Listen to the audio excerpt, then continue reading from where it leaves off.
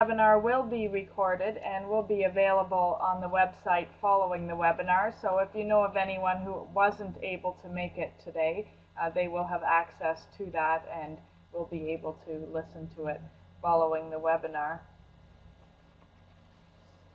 So how this webinar will work, Rusa will be leading our webinar through the use of a PowerPoint presentation, which you'll see at the top left of your screen. She will be stopping periodically for questions and discussion, and you'll have opportunity at that time to respond to those questions, and also throughout the webinar, if you'd like to post comments on something that she has said to each other, you're welcome to do that as well. And that happens through the use of the chat pod, which you've already been using here at the bottom left of the screen. And again, you can post something there, and at the bottom right-hand corner of that chat box is a little bubble, and that will post your response, and everyone can see then what you have typed.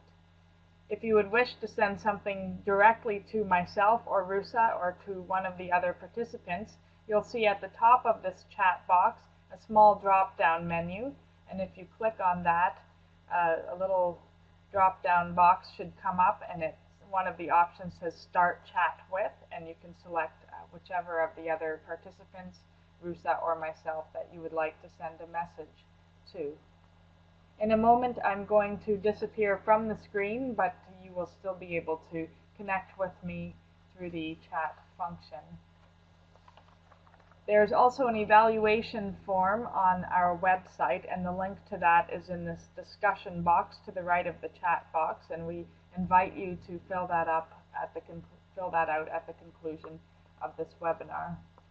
The webinar today will be 1 hour, and I'm happy to welcome our presenter, Rusa Jeremic. And Rusa is the social justice animator for the United Church of Canada. She spent over a decade working in the ecumenical social justice movement as an economic justice educator, researcher, and campaigner. She is a longtime activist who dedicates her time to thinking about creative, innovative ways to encourage social change. Rusa also teaches in the Community Worker Program at George Brown College. In her spare time, she joyously dabbles in the comedic arts.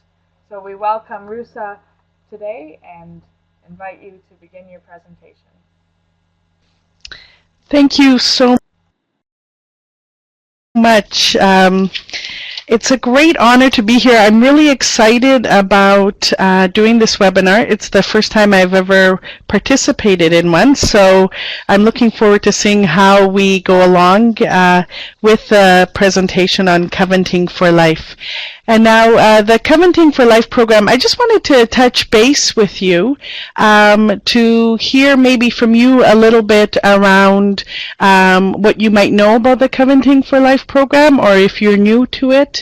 So if you could just let me know in the chat box if you know a little bit about it, or if you managed to check out the materials on the website, and we can go from there.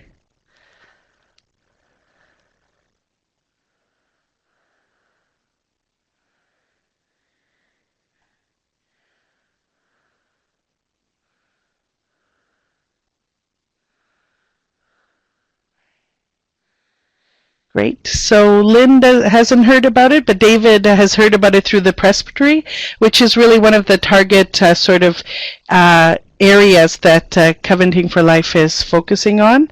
And Patricia is new to it as well. It would be great for me to hear where you are situated in Canada, since we're on the World Wide Web. So David's from Ottawa. Oh, Patricia's from Sudbury. Great.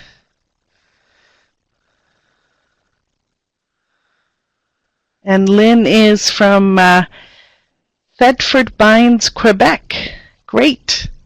Welcome. Patricia, I'm going to be in Sudbury at the end of October, working with Sudbury Presbytery as well.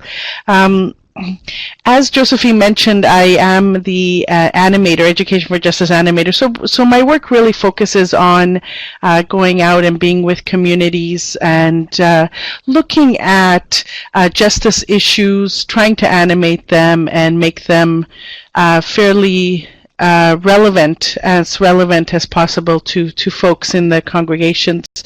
And the Covenanting for Life program is really can be seen as an invitation to presbyteries and congregations to participate in really a process which looks at renewing, affirming, and living out today United Church's historic commitment to making our faith manifest in the world.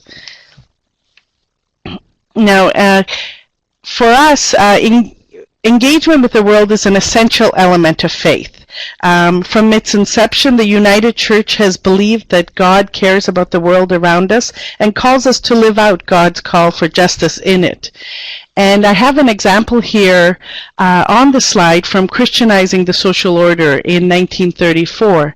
So if we think of the Depression era, when there was widespread poverty, hunger, massive unemployment, and our society was really at a crossroads, the United Church Board of Evangelism and Social Service produced this document, Christianizing the Social Order.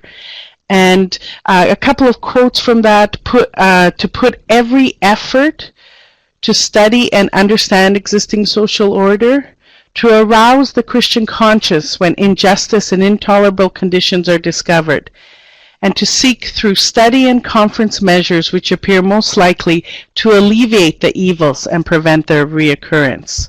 So again, thinking about our history and our commitment, our faith commitment to addressing social justice issues throughout time. So when we think about urgent issues, what urgent issues do we as Christians need to address today? What are some things that come to mind?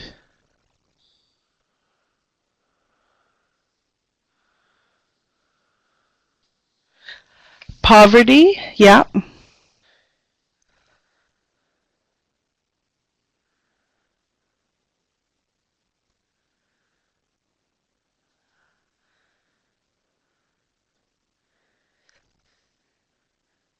Lynn, we're looking at what sort of urgent issues do we as Christians need to address today? So Patricia mentioned poverty.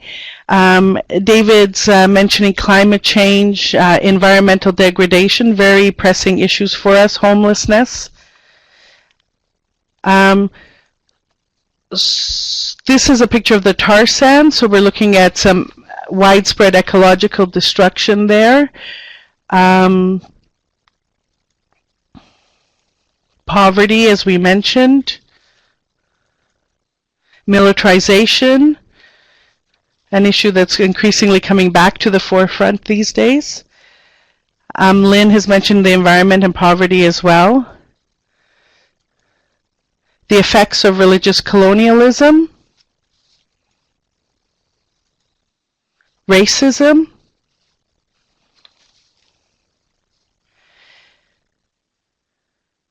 And for us to think about how these issues might be connected, how do you think that they might be connected?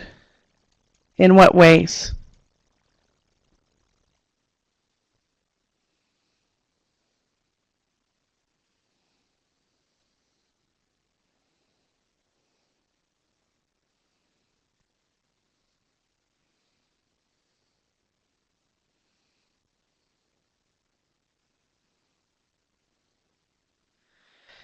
Yep, so recognizing that we're all human and children of God, as Patricia says.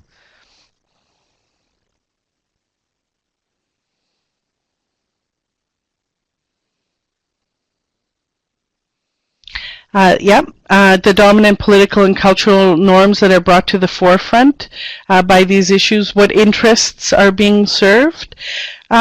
For us at the United Church, when we use that concept of empire, it helps us to explain systems of injustice. And it also provides us with a tool to understand our complex, sometimes overwhelming world. So when we combine all these issues, here we have them all, fitting into a PowerPoint slide. What's really, it can be really overwhelming when we look at those images. So for us, the use of the word empire and understanding that there are systems of injustice at play, that helps us address injustice in a more sort of concrete way. And so now we're going to explore a little bit about what is empire and what we understand empire to be. So we can look at empire as a metaphor for interconnected systems of domination. It's really the concentration of power and wealth among a few that can be said to define today's empire. Empire can help us understand how injustice is manifested in many different ways. And the thing about the empire analysis that's very helpful for us is that, it helps us move beyond thinking about one bad leader or one bad corporation that's at play. Because what we're trying to do is broaden our analysis and understanding to know that it's not just one leader or one corporation, but that it's a system that's at play, or groups of systems that are at play, that are interlocking.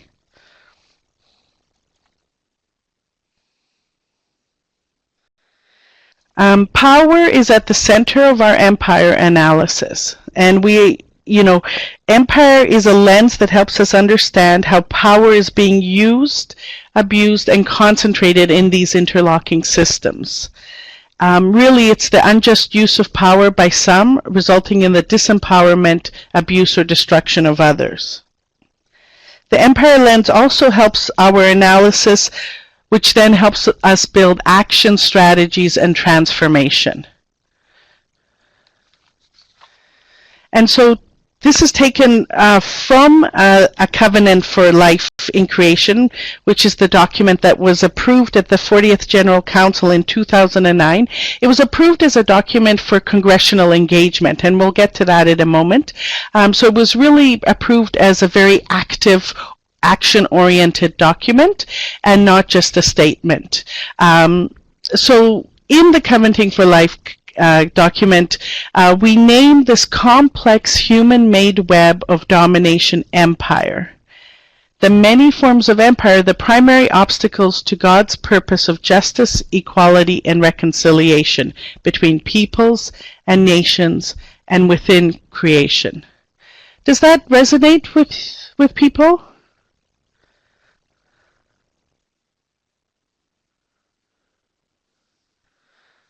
So Lynn is saying yes.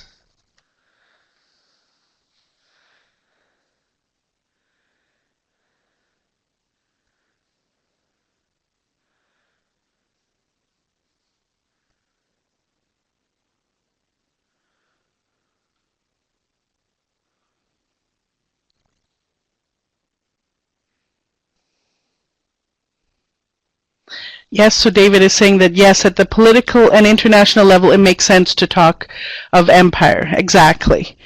And for us, in having our roots, we can see that within our faith-based roots, the resistance is biblical.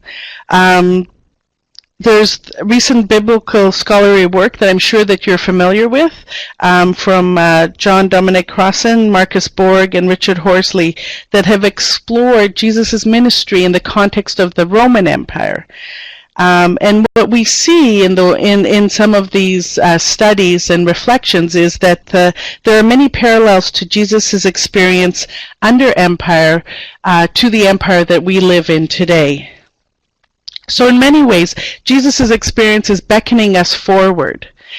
Jesus modeled resistance to empire, proclaiming God's alternative reign of peace, compassion, justice, healing, and nonviolence.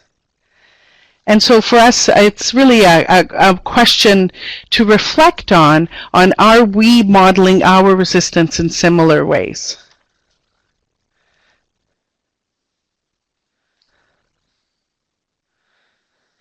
So we go back again to why call it empire. Now, there's been some resistance, I guess, within the church and broader to talk about an empire analysis in this way, to talk about systemic injustice and use the term empire in a broader definition. And it's important to remember, even if it's a term that might make us feel uncomfortable here in the North, it is a term that has arisen in predominance really from our partners in the South.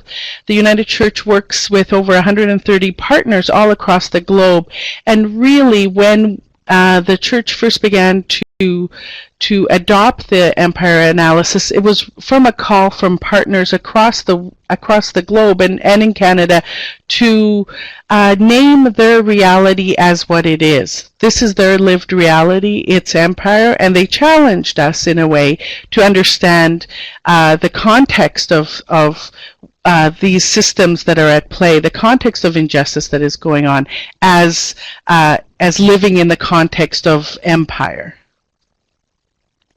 So they insist on the evangelical significance of the biblical teachings about Jesus' resistance to the Roman Empire and the learnings there for us. And again, after thinking about hundreds of years of exporting Northern theology to the South, this is an opportunity for us to grapple with the theology that comes directly from the South. So as this quote on the PowerPoint says, it is necessary to, at first locate ourselves within the empire, each of us living in a different reality. But it's also in that way to create life-giving alternatives for everyone and to work to change and transform that system.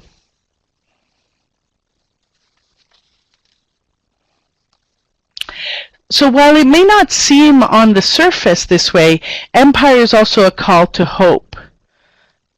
So it calls us to reflect on questions like these. Have we actually given up hope that injustice and suffering can be ended? Have we allowed the overwhelming realities caused by empire to envelope us and destroy hope that justice and life are impossible? And so that sort of overwhelming nature can, when we think about empire analysis in that broad scope and of domination, that's where we sometimes might feel overwhelmed or disempowered. And it's through the specific hope that we can find within that for experiences of lived alternatives that really can resonate with us.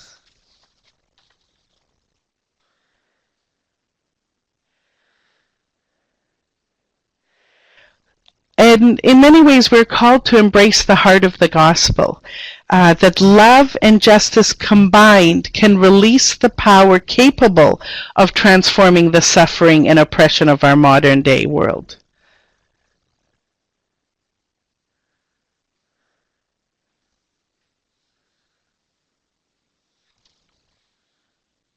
In that way, that love and justice is life, and it is stronger than empire. And this hope is articulated in the covenant for life in creation. This covenant calls us to enact that hope. Another excerpt from the covenant: we seek to choose life and resist empire, to create sustainable alternatives for the common good, to form holistic relationships and communities of joy and justice, to enact daring discipleship and mutuality on the sacred earth. And so how do we put that hope into action? The United Church has passed many resolutions on social justice issues, from gambling, nuclear waste, healthcare, economic crisis. There's hundreds of policies and resolutions that seek to end suffering and to bring about another world. I'm sure you would agree with me on that. Yes?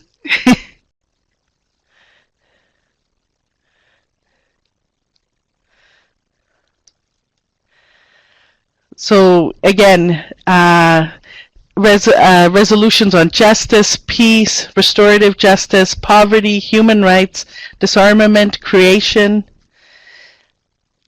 But the challenge here is to see whether these words have just become words, words, and more words for us.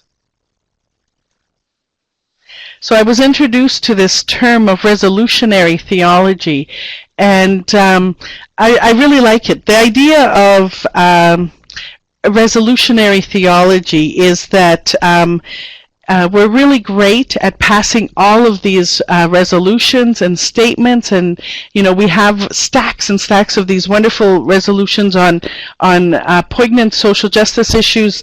Yet, are we only doing justice by passing resolutions? Are we walking the talk as well? What do you think about that idea of resolutionary theology?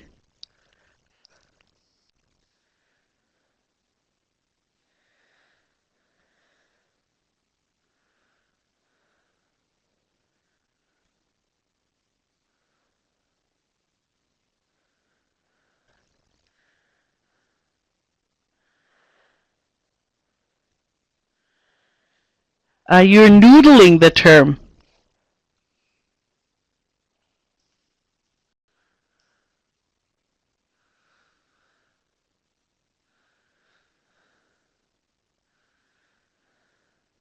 Yeah, that's the question, isn't it? And that's the challenge before us. So in that way, the covenant for life,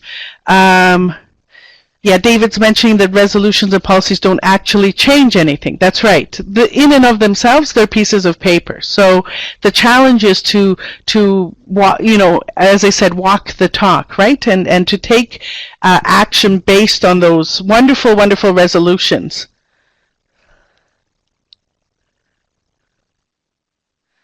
They can guide your action, I think, is what you're saying there, Lynn. I agree. They can guide your action.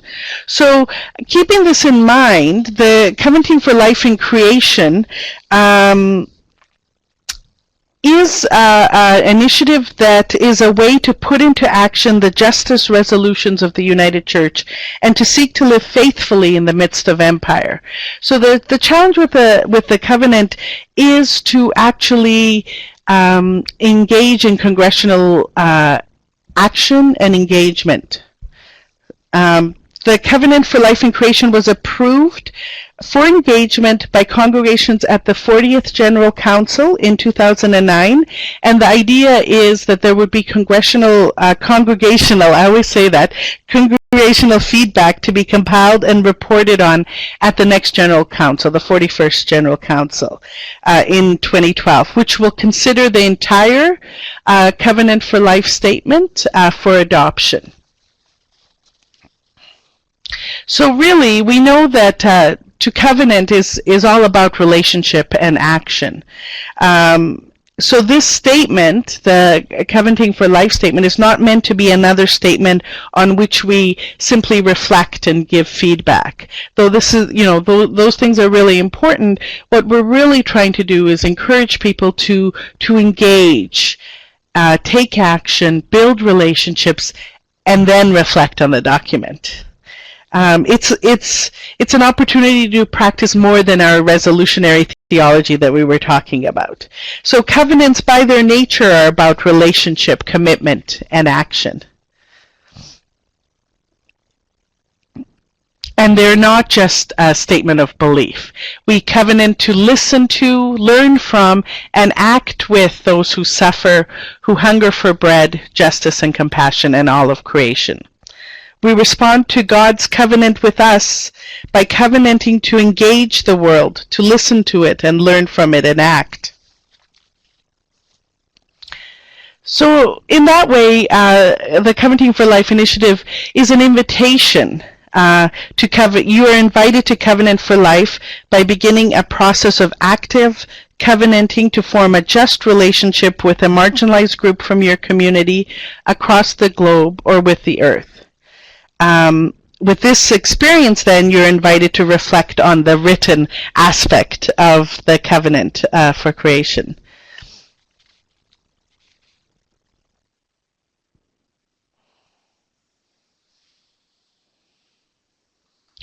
So you're invited to take risks by forming new and just relationships that may lead you to re-examine your community and the world. And it might be a risky process in the sense that by building relationships with those who are pushed to the margins of our world, our own understandings of ourselves, our communities, and our mission might be challenged. And so we're encouraging folks to really engage in what we're calling risky relationships.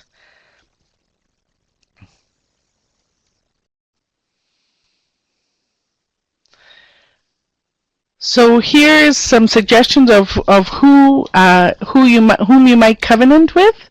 Those who struggle in the face of poverty, those who are discriminated on the basis of gender, class, racial, ethnic, or cultural identity, sexual orientation, or ability, those whose human rights are violated, and those who suffer from ecological degradation. And I'm sure that there's more folks out there. The challenge is to think about who has been pushed to the margins of your own community. Or to picture the globe. Who is being pushed to the margins of the globe? Who is suffering? Who suffers from discrimination? Whose lives and communities in which environmental degradation may threaten the inhabitants' health or way of life? So reflecting on that, that's a lot, I know. It's a lot of possibilities. And recognizing that some of you might already have these types of relationships. Who might your congregation or presbytery covenant with? Or does already have this sort of covenanting relationship with?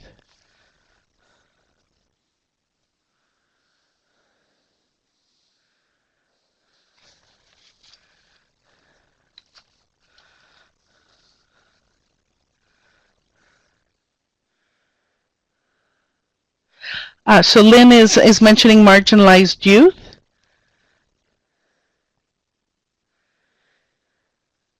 Old folks isolated by language differences, Yeah,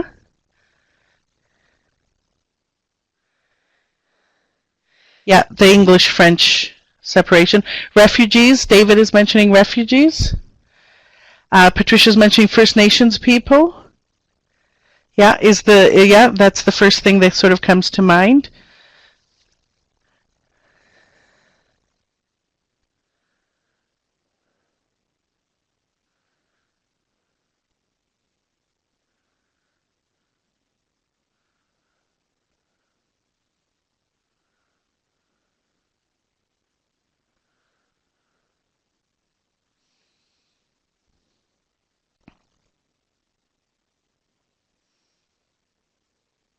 Feeding ministry with poor members of the community, the poor working class.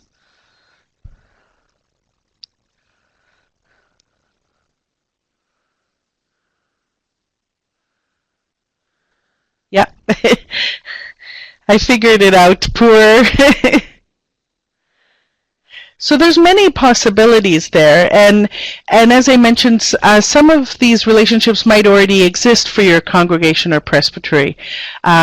You might already support a food bank or a community ministry, have an outreach program, be engaged globally, working on greening a building, building relationships with Aboriginal peoples, be affirming congregation. And it's important to honor these existing relationships. And at the same time as recognizing these existing relationships, the covenant provides us with an opportunity to reflect a little deeper and go a little deeper in our relationships. One of the things that I've noticed in traveling through different parts of the country and delivering workshops is that a lot of congregations have a strong commitment and really an open heart when it comes to addressing the needs in their local community through either a food bank or a clothing bank or a soup kitchen, which is really so important in our society, to be able to provide that immediate and vital support. But a lot of times what we find in our experience is that we're providing that type of support without going deeper into that relationship, without, and that might mean just sitting down and sharing a meal together. That might mean talking to folks and finding out what they really want and need. So the challenge is, with our existing relationships and connections, is to try and go, to reflect on them and see if we can go deeper and how we can build on partnerships of solidarity within existing work or through new work that really, in effect, reflect covenant and covenanting together.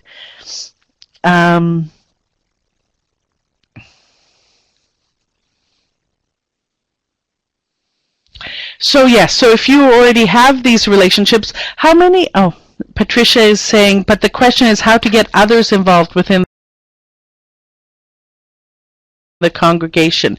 People are busy and there's only a few who do the work. And that's true. That's often the case in congregations. One of the things that we'll talk about is the different resources and materials that are available to help support local congregations. I think that tension is always there in terms of the number of people who can do the work and who are able to do that work. And so you want people to be participating in that covenanting relationship, but there might be different ways and different levels of commitment that they might be able to participate if the congregation as a whole is committed to that relationship. So there might be things that you could explore there.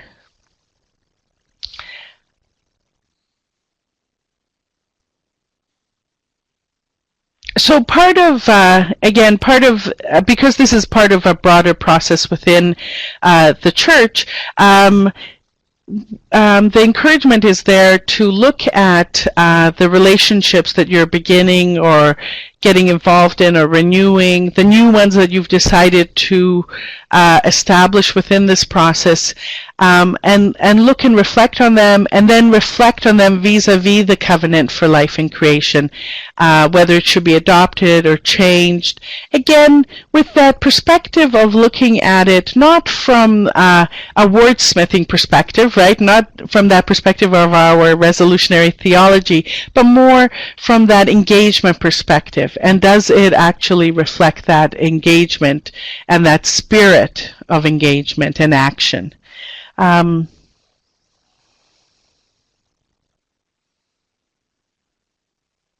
So Jan is saying, a comment from a colleague running a soup kitchen project, glad the UCC can do the analysis and political social pressures since she's never had the time to do so. Yeah, very, very good comment, Jan. And that's the reality, right? In terms of often having those immediate needs to take care of. And so we have that analysis that complements, the work that your colleague is doing running that soup kitchen. And then the next sort of step almost, or a step that complements that, would be looking at ways, if there are ways, reflecting on and discerning on whether there are ways to develop deeper relationships with those that she serves, or she or he serves, your colleague. And that's kind of the challenge of the Covenanting for Life in Creation initiative. And I'm not saying that, obviously we're not saying that it's either or, that they're not engaged in deep relationships. It's just a moment to reflect on that and to see if there is engagement and if there is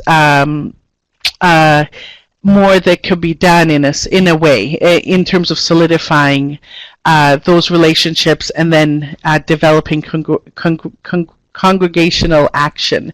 I know that I'm in Toronto, and we're witnessing right now at our city council. There's been a move to. I'm sure you're familiar with the move to cut a whole slew of programs, and what's been the most powerful thing at city council has been the people on the front lines coming and speaking before the council on the services and providing their opinions. And so, there is a role for everybody to sort of think about taking action. And it's been very effective thus far, as I understand it. Right. So just to get back to this, then there is a request to send feedback then on the document. Yes, it does say October 2011. I think because of the different processes that are going on, there's definitely that deadline, but there's also an understanding and indeed an interest in receiving feedback at later points in time, because the key emphasis here is on taking the action and deepening those relationships and commitments to those relationships. And so this is just basically an introductory session on the program and initiative, and there are many resources out there that help folks participate further in the process. There are resources to help you learn about Empire or to figure out how to build a deeper relationship. You can learn about how to sustain right relationships, and then, of course, provide feedback on the covenant. So on the United Church website, under the Get Involved tab, there is a link for Covenanting for Life, and there's a series of documents there. There's a number of different types of workshops. So, for example, if a congregation is very committed to addressing poverty in their community, but they're not sure on what actions they should take or how they should be strategic about their commitments within that commitment to take action and develop deeper relationships. There's a workshop that can help focus in on strategies and actions. There's another workshop that's available for folks who might have competing interests in their congregation, but they feel they want to narrow in on one sort of focus or theme, just maybe because of limited numbers. And so again, there's another workshop that helps determine priorities. There's a couple of workshops that are thematically based that look at Empire through the lens of urban hunger, for example, or consumerism or climate change, very pressing issues for us in this time. And by looking at by having them as a starting point, sometimes it's easier to understand that Empire analysis and engage with it. All of these workshops are on the website and they're available, and basically they're available resources that any congregation or presbytery can lead themselves. You don't necessarily need a facilitator because all of the material and instructions are found on the website. But in addition to that, I'm also available as an animator to come and help facilitate further discussions and examinations of power and empire and determining priorities under this banner.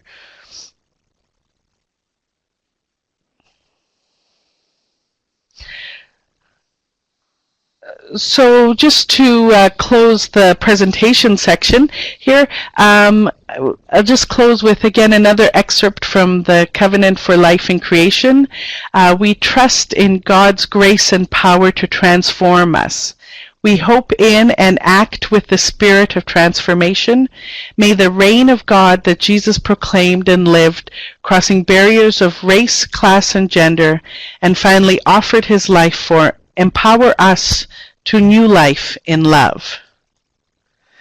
As people of God, as part of the worldwide community and of God's sacred creation, we humbly and joyfully covenant to learn to live faithfully in the midst of empire and to respond to God's call for renewed life for all.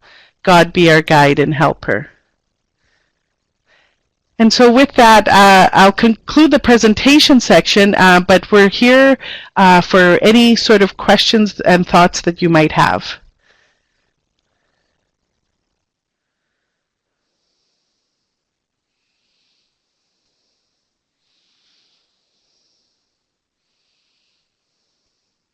It says multiple attendees are typing. That's good.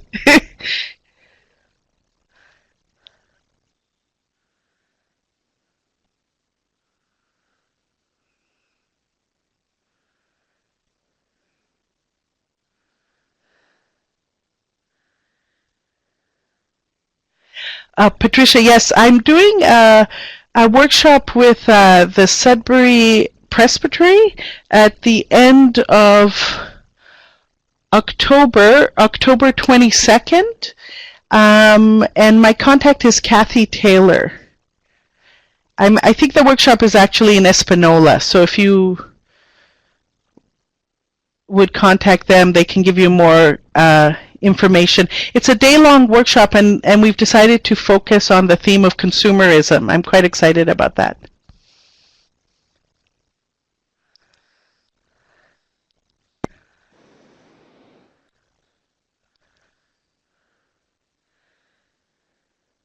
That's great, Lynn. And is oh, that's great. Patricia's the Presbytery rep, so she will be there in attendance at the Sudbury workshop. Lynn, when you mentioned those, some of those groups like youth, are these existing relationships that already exist for you, or are these relationships that your congregation might be considering and engaging?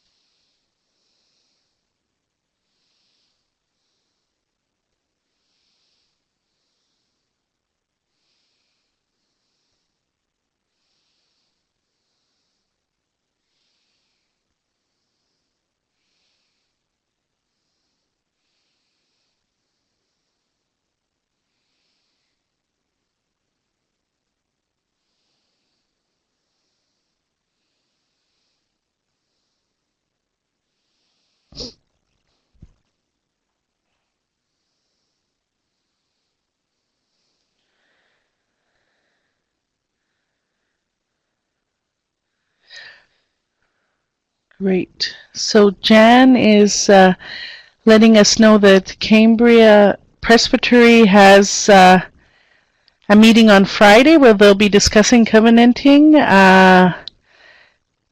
Great. So you're planning to use the basic intro PowerPoint.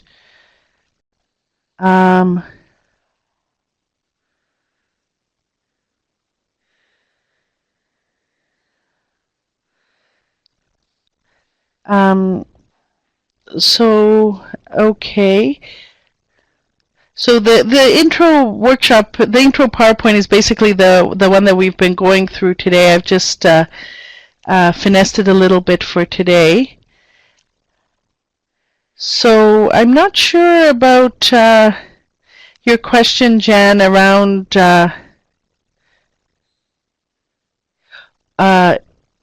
feedback or integrate into theme. I'm not quite sure I understand that.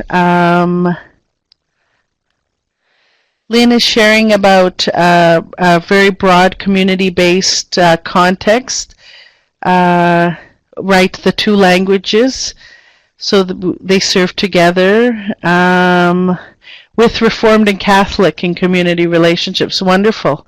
So existing and ever-evolving relationships. So wonderful, Lynn. Many opportunities for further reflection and discernment around deeper relationships. That's great. That's really great. So I'm wondering if anyone has any other questions, and all of you should feel quite free. Oh, I see. Should we do a workshop? Jan is asking, should we do a workshop on social media or stick with feedback one? I think it would depend, Jan, on where, like the workshop on social media is interesting. Which one would lend you most into examining the existing relationships you have, or in creating new relationships within the covenanting for life process. So I think that it's a bit hard to know. It's always good to get folks to reflect on, particularly if you're focused on providing the feedback, which would be important. It would be good to reflect on existing relationships within the context of the covenant, and really challenge yourselves to think about how we can make those relationships deeper, or I use that term, risky relationships, thinking about what in what ways would that how would a risky relationship look in that context, and in what ways would that be faithful to the covenant and our understanding of our role.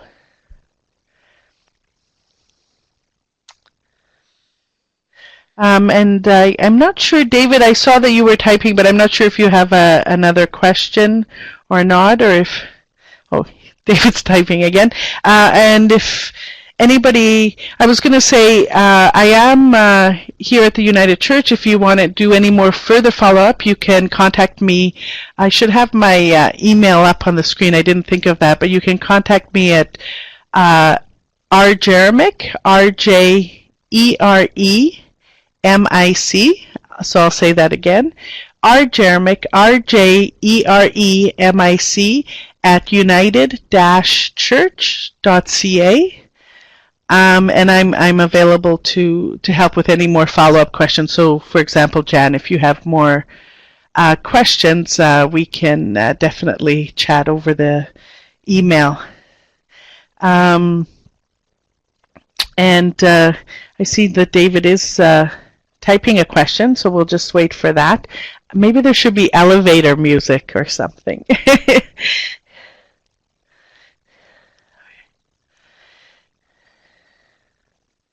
I know. Thank you. Yeah. Oh, thank you for putting my email up there, David. I know. Thank you for acknowledging that it wasn't my deadline. I agree with that, and I think that the committee, there was a committee mandated at the last General Council that has been moving this process forward, and I think that everybody recognizes the tight deadlines. There is hope that there would be enough feedback, some sort of feedback, at this time, so that it can feed into the General Council process, and that's part of the deadlines. I'm sure you understand are much bigger in that I believe that in November, December, all documents need to be in that will be considered later for the General Council in the summertime. So there is a recognition of that, and I think that there's people within that committee that are exploring ways to get authentic feedback, because I think the focus here definitely is on authentic feedback. So initial responses are great. I think particularly those that are already engaged in these types of existing relationships might be easier for them to reflect on and provide feedback to those documents, whereas those who might be just beginning out with new relationships would have more of a challenge. But even if you begin, if you're able to reflect and discern and provide some observations about that and recognizing that will be awesome, really, just to participate in that process. Yes, David, it does take years. Yes, exactly, and I recognize that, and really, as we said, we do want to focus on taking action, developing right relationships, and I guess maybe if we think about it as a way of, check-in posts on our journey to those types of relationships. So check in where we're at, at this stage of our journey, the next stage, etc.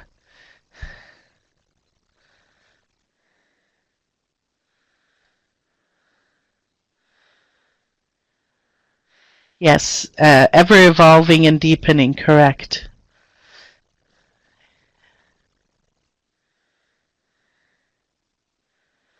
Yeah. No, you're absolutely right, David. You're absolutely right. It is a lifelong commitment, and it goes much deeper. And this is just the beginning, I think, and I think people recognize that. Jan was just having a bit of a discussion with me, Lynn, around her meeting. They're having a meeting on Friday, and what direction that her meeting will take around the Covenanting for Life process. Great. Well, thank you so much for those reflections and comments. If there's any more reflections or comments, or are we ready to close? Well, thank you as well, Patricia.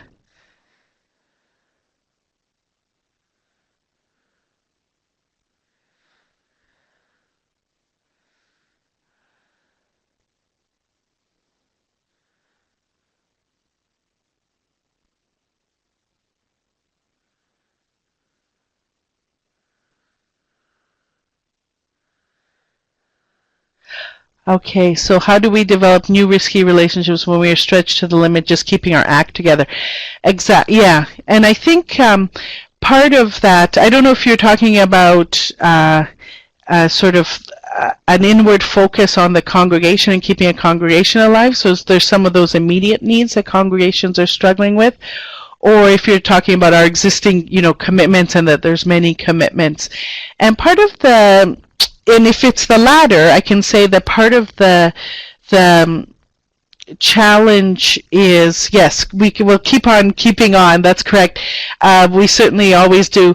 But part of the idea, one of the ideas that are in that you can find in those Covenanting for Life documents on the website is the idea of a workshop that helps folks determine priorities. So if there's a whole bunch of priorities and folks are stretched to the max, but at the same time there's this commitment to commit to a Covenanting for Life process, recognizing that it is a process that takes time, and to exploring those relationships on a deeper level and with right relationships.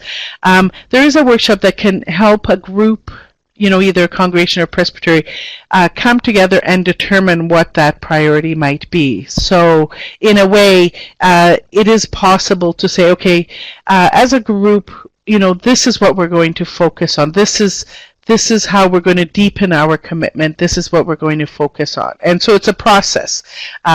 It's a workshop that either you can run yourselves or you can, invite a facilitator in.